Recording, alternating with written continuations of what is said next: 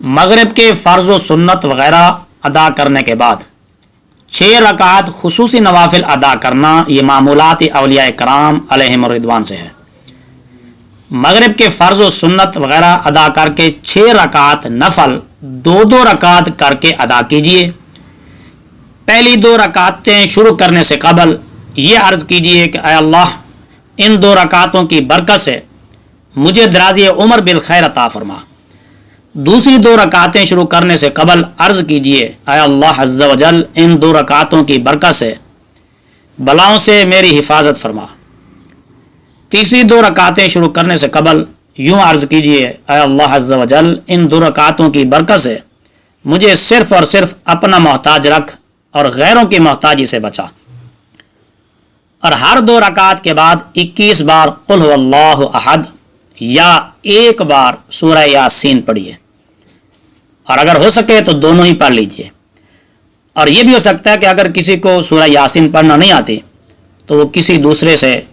سن لے، دوسرا اونچی آواز سے پڑھتا رہے اور یہ خاموشی سے سنتا رہے۔ لیکن اس میں یہ خیال رکھنا ضروری ہے کہ جب دوسرا پڑھ رہا ہو تو یہ سننے والا اپنی زبان کو نہیں ہلائے گا، زبان سے نہیں پڑھے گا، بلکہ توجہ کے ساتھ خاموش رہ کر سنے گا۔ انشاءاللہ عز و جل رات شروع ہوتے ہی ثواب کا انبار لگ جائے گا، اللہ کی رحمتیں برسنا شروع ہو جائیں گی۔ اور ہر بار سورہ یاسین کے بعد دعائے نصف شعبان المعظم بھی پڑھ لیجئے، اور وہ دعا یہ ہے: بسم اللہ الرحمن الرحیم، اللہم یا ذا المن ولا یمن علیہ،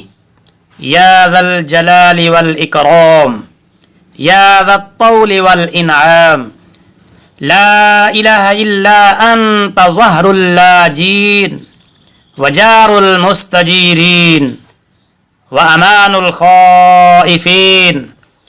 اللہم ان کنت کتبتنی عندک فی الکتاب شقیا او محروما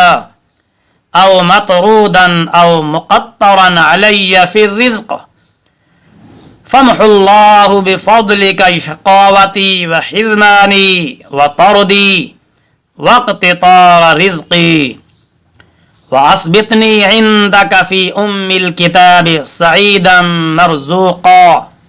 موفقا للخیرات، فإنک قلت وقولک الحق فی کتابک المنزل على لسان نبیک المرسل، یمحو اللہ ما یشاء ویثبت وعنده الکتاب، الہی بالتجلی الاعظم فی لیلۃ النصف من شہر شعبان المکرم التي يفرق فيها كل أمر حكيم ويبرم، أن تكشف عنا من البلاء والبلواء ما نعلم وما لا نعلم وأنت به أعلم، إنك أنت الأعز الأكرم، وصلى الله تعالى على سيدنا محمد وعلى آلہ واصحابہ وسلم، والحمد للہ رب العالمین۔